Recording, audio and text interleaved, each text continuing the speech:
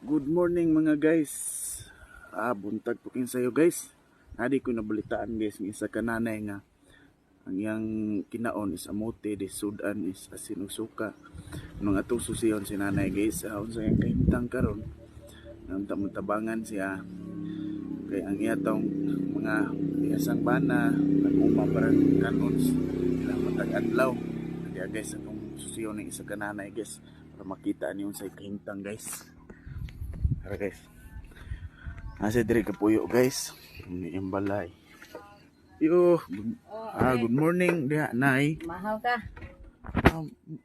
Muna imong kinaon amote og sin suka nay. Mao gini kaysa ang mantay laing mahimo ini Sus kaluoy taw mga ni anak sa to layo. kananay guys nga mura taw ni ing kinaon guys. Ni asam na imong bana nay. Tuas baol gagabang kay man lamang napoy ika panihapon niyang hapon. Pilan man edad mo nay? 75 na. Ang imong bana Cinta. nakaluoy sila nang gapuyo ning duha ka nagtiayon sa kabalay guys. Na iyang dapog diri guys oh. Mura ni iyang dapog.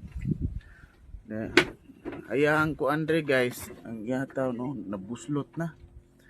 Tara, isa ka nanay. Sige nay kay para matabangan ka itong i-update ni.